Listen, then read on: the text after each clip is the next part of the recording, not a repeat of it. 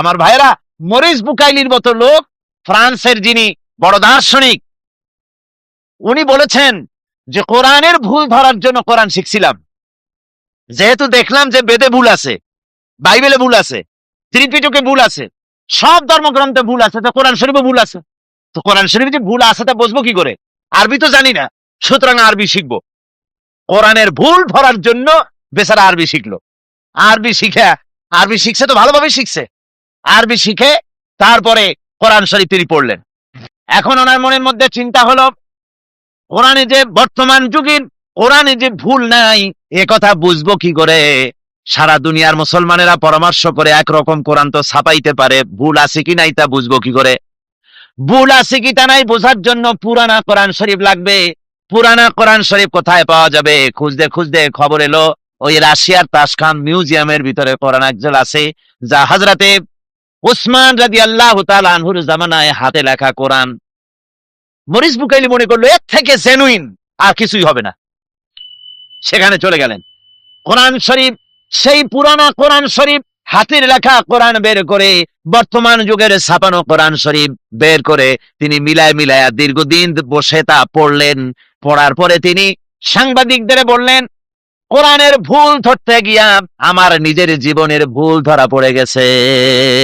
আমি কোরআন শরীফ পড়ে দেখলাম তামাম কোরআনের ভিতরে হযরতে ওসমান রাদিয়াল্লাহু তাআলা আনহুর জামানার হাতের লেখা কোরআন আর বর্তমান যুগের ছাপানো কোরআনের ভিতরে আয়াত দাড়ি কমা, আয়াত তো দূরের কথা, সূরা পারা তো দূরের কথা, একটা দাড়ি কমা, একটা ফুল স্টপের কোনো পরিবর্তন আমি দেখতে পাই নাই।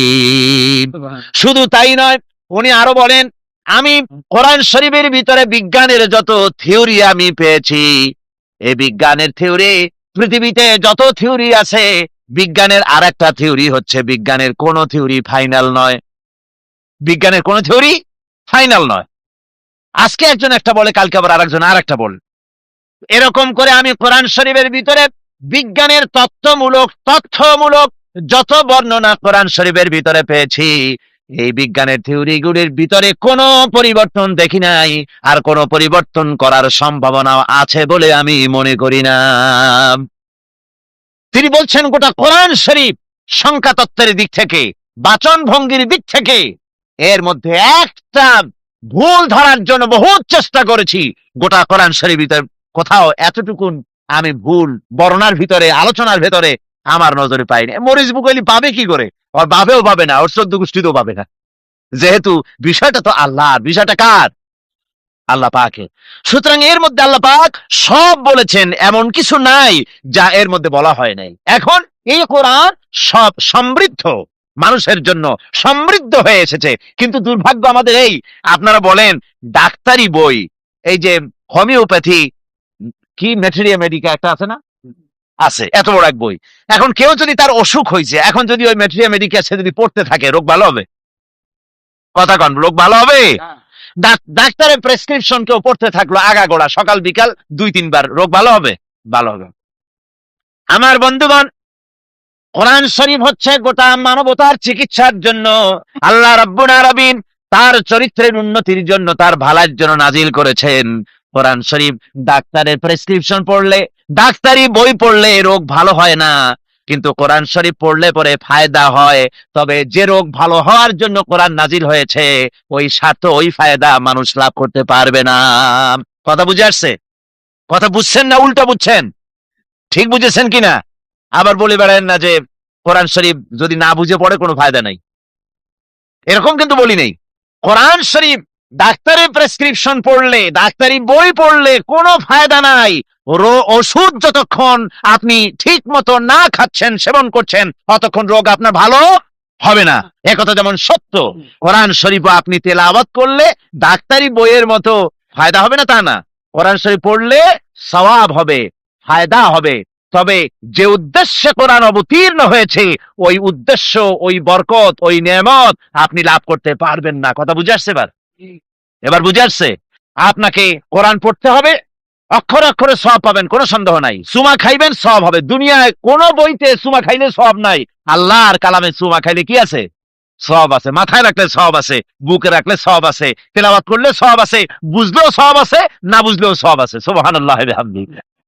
এখন এই কোরআন অবতীর্ণ করেছেন আল্লাহ পাক, অবতীর্ণ করে বলছেন ফামান তাবিআ হুদায়া ফালা খাউফুন আলাইহিম ওয়ালা হুম ইয়াহজানুন।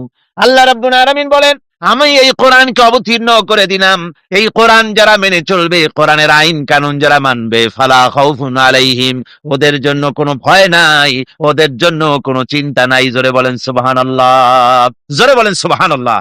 আল্লাহ পাক বলছেন কোনো ভয় নাই, কোনো চিন্তা নাই। কোরআন মানো, কোরআন শরীফ অনুযায়ী তোমরা তোমাদের জীবনকে পরিচালিত করো, তাহলে তোমরা দুনিয়ায় শান্তি পাবে, ব্যক্তিতে, পরিবারে, রাষ্ট্রে, সব জায়গায় শান্তি পাবে। আমাদের দুর্ভাগ্য, ওই যে আগেই বলেছি, একদিকে সৌভাগ্যবান জাতি, আর একদিকে দুর্ভাগ্য আমাদের, যে এত বড় নিয়ামত থাকতে এর থেকে আমরা বঞ্চিত। এটাকে আমরা সুন্দর করে পেঁচাইয়া তারপরে ওই মেয়ের সাথে দিয়ে দেওয়া হয় বিবাহের সময়। বিবাহের সময় মেয়ে বাড়িতে দিয়ে দেওয়া হয়, তা তো আগে দিত, এখন তাও বন্ধ হয়ে গেছে। এখন কোরআন শরীফে দেয় না। আগে অন্তত বিবাহের সময় মেয়ে দেখতে গিয়ে জিজ্ঞেস করতো যে কোরআন শরীফ পড়তে পারো কিনা মা, একটু কোরআন শরীফ পড়ো। শ্বশুরে জিজ্ঞেস করতো, শাশুড়িতে, হবু শ্বশুর, হবু শাশুড়ি, হবু বউকে জিজ্ঞেস করতো, পুত্রবধূকে, কোরআন পড়তে জানো কিনা, সূরা ফাতিহাটা পড়ো তো। কি বলেন, এগুলি জিজ্ঞেস করা হতো না আগে? এখন এই সব জিজ্ঞেস করে না। কোরআন জিজ্ঞেস করবে কখন? আগেই জিজ্ঞেস করে রবীন্দ্রনাথের সঙ্গীতের প্যান প্যানানি সুর জানো কিনা, নাচতে পারো কিনা। এইগুলো হলো আগের জিজ্ঞাসা। নাউযুবিল্লাহি মিন যালিক। আগে এমন অবস্থা ছিল, সকাল বেলায় বাড়ি থেকে যখন বেরোতাম, আমাদের অবস্থা তো এই ছিল, আব্বা অর্ডার করতেন ফজরের নামাজ পড়ে তেলাওয়াত না করে বিছান থেকে উঠতে পারবে না, নামাজে যায়, নামাজে বসে থাকতে হবে, তেলাওয়াত করতে হবে, জোরে জোরে তেলাওয়াত করতে হবে যেন আমি শুনতে পাই। বাড়িতে বাড়িতে তেলাওয়াতের আওয়াজ হতো, প্রত্যেক মুসলমানের ঘরে থেকে তেলাওয়াতের আওয়াজ বেরোতে সকালবেলা। এটা সত্য কথা বলছি কিনা বলেন? যারা বুড়া মানুষ তারা বলেন এটা ঠিক কিনা। এখন সকালবেলা ফজরের সময় তেলাওয়াত করবে কি?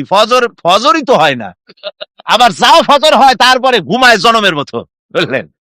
জিসনে সোয়া উসনে খোয়া, উর্দুতে একটা কথা আছে, ফজর পড়ে যে ঘুমাইলো সে সব খুয়াইলো। কথা বুঝতে পেরেছেন? তবে শেষ রাতে যদি কেউ জাগে তো ওটাকে কভার করার জন্য ঘুমায় নিবে, আপত্তি নেই, সে ব্যাপারে কোনো ফতোয়া দিচ্ছি না আমি। কথাটা হচ্ছে এই, যে ফজরের নামাজের পরে যে তেলাওয়াতের সিলসিলা ছিল আগের যুগে, সেটা এখন চলে গেছে। এখন সকাল বেলায় বা দিনের বেলা ওই গলা সাধে, সারে গামা পাদানিসা, এইগুলি হাবিজাবি এগুলি করতে থাকে। ওই আগের মতো ওই কোরআনের আওয়াজ বাড়ি বাড়ি থেকে বের হয় না। আমার বন্ধুগণ, কোরআনে কারীম কি, কোরআনে কারীমের তেলাওয়াত আগের মতোই আবার যদি চালু করি, কোরআন বুঝতে পারি, কোরআন যদি জীবনের উপরে ধরে রাখতে পারি, আল্লাহর নিয়ামত আমরা লাভ করতে পারবো। এবার আমি তাফসীরের দিকে যাচ্ছি। যাওয়ার আগে শেষ একটি হাদিস আপনাদের শোনাই। আল্লাহর নবী বলেছেন, ইন্নাল্লাযী লাইসা ফি জাওফিহি শাইউম মিনাল কুরআনি কাল বাইতিল খারিব। আল্লাহর নবী বলেন, যে দেহের ভিতরে কোরআন নাই, ওই দেহটা হচ্ছে একটা সারা বাড়ির মতো। যে দেহের ভিতরে কোরআন নাই, এটা হচ্ছে একটা পরিত্যক্ত বাড়ির মতো, যে বাড়িতে মানুষজন বাস করে না। এরকমের বাড়িকে চট্টগ্রামে কি বলে? জি, সারাবিটা খদ্দে না, এইটাকে সারাবিটা বলে। তা এখন যেই বাড়িতে মানুষ থাকে না, ওইটা হচ্ছে সারাবিটা। আচ্ছা, এই সারাবিটা থেকে যখন মানুষ রাতের বেলায় ওর কাছ থেকে যখন যায়, তখন ভয় করে কিনা? কোন ভয় করে কিনা? কিসের ভয়? যেহেতু মানুষ থাকে না, ভয় করে কেন? ওই বাড়ির মধ্যে কি থাকে? বাড়ির মধ্যে কি থাকে? ভূত। ভূত বলে আসলে কিছু নাই।